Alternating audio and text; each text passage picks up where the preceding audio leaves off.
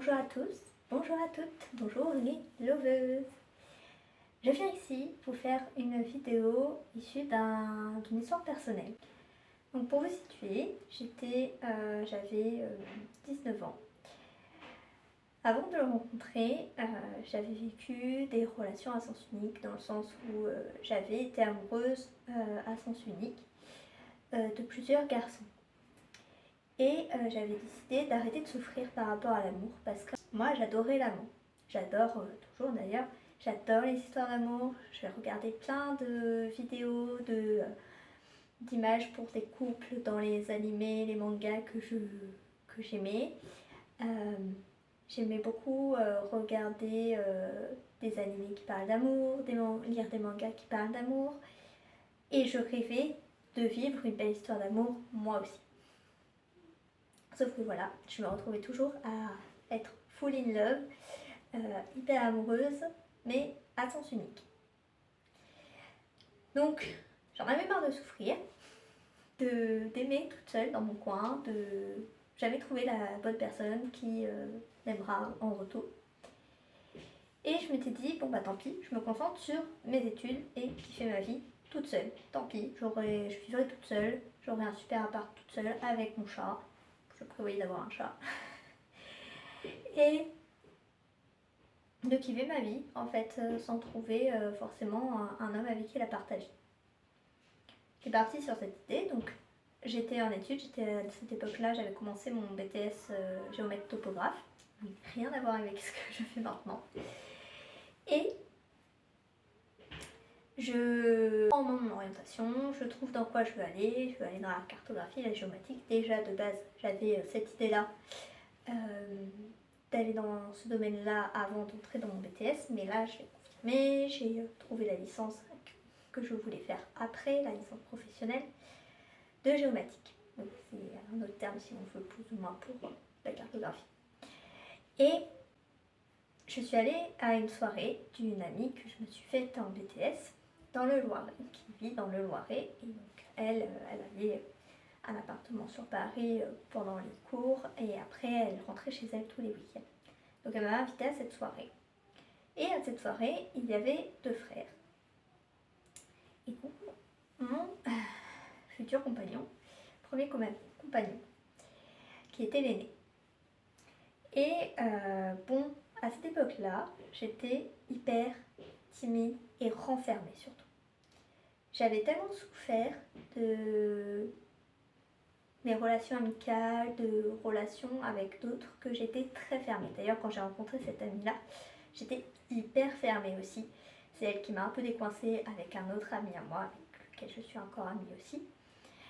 Et les garçons, pour moi, à cette époque-là, c'était à 1 mètre de distance. J'étais tellement pas à l'aise avec que c'était loin de moi. Donc mon ami et mon autre ami masculin m'avait beaucoup aidé, surtout cet ami masculin qui a tendance à être très proche de nature. Donc m'avait beaucoup fait travailler sur ça, voilà, me laisser plus approcher, on va dire entre guillemets. Sauf que je restais très distante parce que c'était plein de personnes que je ne connaissais pas. Et d'autant plus pour les garçons, je les observais de loin. Et de fil en aiguille, la soirée s'est passée. On a fait jouer au bowling, je me suis ridiculisée au bowling. J'ai un manque sérieux d'équilibre, donc vous imaginez bien la scène. Donc je ne me mettais même pas à mon avantage.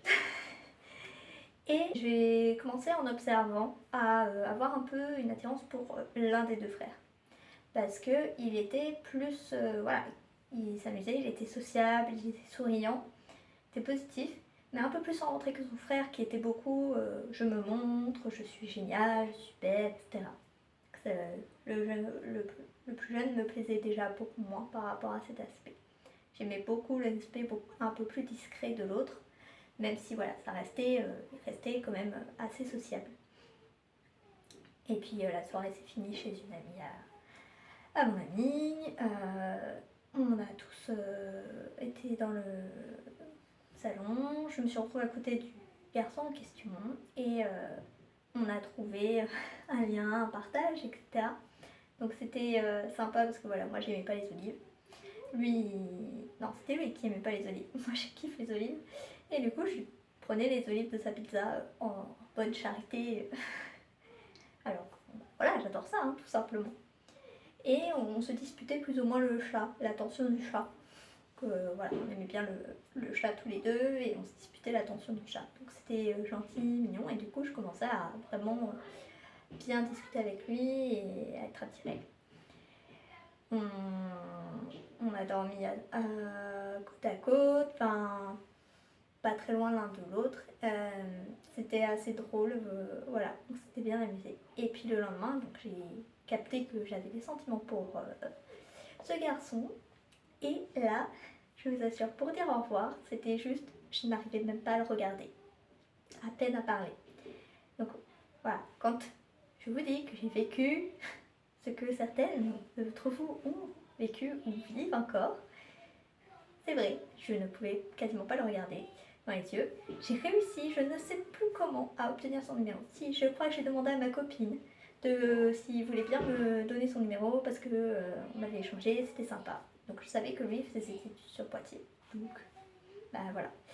On était assez loin, mais du coup on a continué à échanger par message. Et il s'est trouvé que assez vite, au bout d'une semaine, j'ai fini par lui déclarer mes sentiments. Sachant que j'ai déjà appris à enfin faire une déclaration en présentiel pour le précédent garçon au lycée que j'aimais. Ça a été beaucoup plus simple. Comme quoi, quand on passe à l'action, après on apprend, on s'améliore. Donc bon, là, comme il était à distance, il était loin, je ne pouvais pas le voir pour lui faire ma déclaration, donc je lui ai fait par message. Je me suis pris un râteau monumental, mais il a accepté qu'on continue à échanger, qu'on soit potes. Donc, de fil en aiguille, moi je continuais d'espérer, clairement. Et ma stratégie que j'avais adoptée, qui pourra peut-être vous parler, c'est que je parlais le moins possible de moi. On échangeait, on plaisantait, on s'amusait, on s'envoyait des vannes, on parlait un peu de notre quotidien, mais je ne révélais quasiment rien sur moi en fait. Parce que je me dis, si je parle de base sur moi alors qu'il ne s'intéresse pas à moi, ça sert à rien, je perds mon temps et ça va faire juste fuir la personne. Donc je partais du principe que j'attendrais qu'il me pose des questions. Moi, je lui posais autant de questions que j'avais envie sur, oui, il a des frères, des sœurs, etc. Puis voilà, son frère, il a une sœur aussi, par exemple. Je lui posais beaucoup de questions, voilà, et puis il avait l'air assez ouvert à me répondre la majorité du temps. On a continué à échanger par message. Et puis au bout d'un moment, j'ai commencé un petit peu à déprimer. J'ai refait un peu un appel du pied en disant, ouais, tu sais, moi je suis toujours intéressée, etc. Et je me suis plus ou moins refait rembarrer. Et à ce moment-là, il s'est passé quelque chose en moi. J'ai décidé de... Ça faisait très mal, parce que voilà, j'étais encore amoureuse à sens unique, de nouveau. Et j'ai décidé de cacher ma peine, me dire, bon tant pis, je fais semblant d'être heureuse. J'essaie d'être heureuse. Bon, mon ami a très vite grillé que ça n'allait pas. Mais j'ai dit, je fais semblant de sourire, je continue de m'amuser, tant pis, ça se fera pas forcément. Et puis j'ai un peu moins envoyé de messages. Et finalement, d'un coup, au bout de 2 jours à faire ça, à moins envoyer de messages en m'expliquant que voilà, c'était plus simple pour moi qu'on soit un peu moins en contact, parce que voilà, c'était pas forcément réciproque, etc. Ça m'arrangeait. Eh bien, il a repris contact à fond. Comme quoi, c'est un peu étonnant.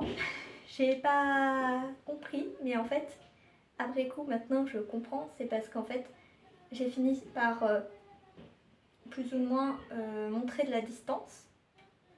Et du coup, il s'est dit, ah oui, mais peut-être que je passe à côté de quelqu'un, d'une fille géniale, qui en plus est à fond sur moi. Donc peut-être que c'est ça qui l'a réveillé. Ça, c'est ce que je suppose. Je ne suis pas dans sa tête, je ne l'ai jamais été. Mais je pense que c'est une des raisons qui a fait qu'il est revenu vers moi. Et là, d'un coup, il se mettait à poser plein de questions sur moi. Je me suis dit, mais qu'est-ce qui se passe? Pourquoi? Et en fait, je pense qu'il a réalisé qu'en fait, il appréciait notre relation, en fait, qu'on avait par message, qu'il avait commencé à avoir des sentiments. qu'au moment où j'ai décidé de faire bon bah stop, je prends de la distance, etc., il s'est dit ah bah mince, je suis en train de perdre cette personne-là. Et il a me posé plein de questions, moi ça m'a fait plaisir. Et puis je me suis reprise un peu à espérer. Et donc un soir j'ai fini par lui dire bah ouais, moi je continue à espérer, etc. et tout. C'est pas bon pour moi.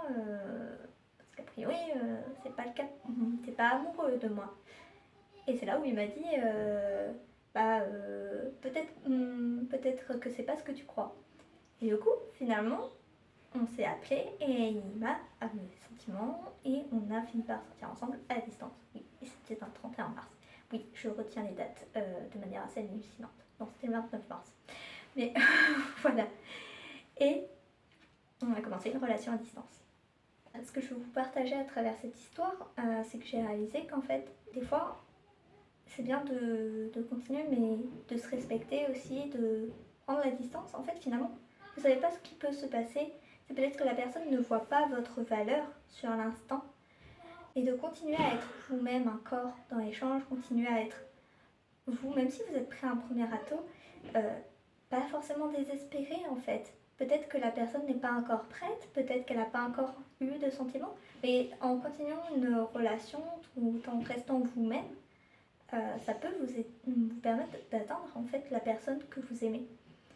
En vous intéressant sincèrement à elle, parce que c'est ça la clé aussi, c'est de vous intéresser sincèrement à elle, ce que j'ai fait, et d'être à l'écoute de cette personne. Elle va voir votre qualité en fait. Quand on est sensible, on a tendance à pas être les personnes qui parlent le plus. Et c'est un atout, c'est un avantage. Donc utilisez-le à votre avantage. Vous êtes plus observatrice, vous êtes plus à l'écoute, vous aimez regarder, observer, comprendre, vous êtes curieuse envers les personnes.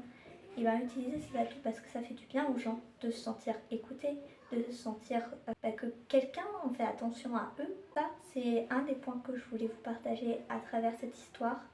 Et un autre point, c'est des fois prendre de la distance tout en le faisant parce que c'est ok avec vous aussi, pas le faire par préméditation.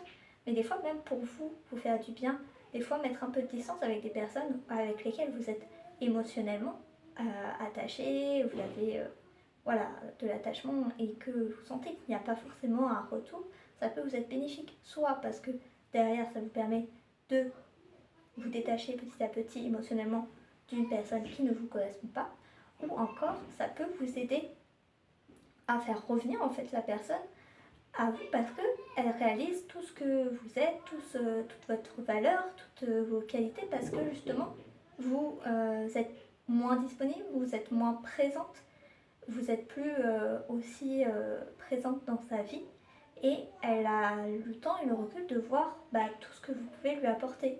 Comme par exemple, elle peut se rendre compte que en fait, cette relation ne lui apporte pas plus que ça et que avoir de la distance, ça lui convient, etc. J'espère que j'aurai été claire et j'espère que ça va vous aider. C'est vraiment, je vous ai partagé mon histoire personnelle, je pense que ça peut vous inspirer, vous donner des clés sur comment je me suis comportée, qu'est-ce qui en a découlé. Et vraiment, gardez ce côté de penser à vous, aimer votre vie, à kiffer, à vous aimer, d'accord ? Moi, c'est quand j'ai commencé à faire ça que ça a commencé à venir à moi. Alors oui, d'abord, ça a commencé par une relation, entre guillemets, à sens unique. Mais finalement, ça a débouché sur ma première relation de couple qui a duré quasiment 5 ans. Donc, gardez espoir et je vous dis à une prochaine.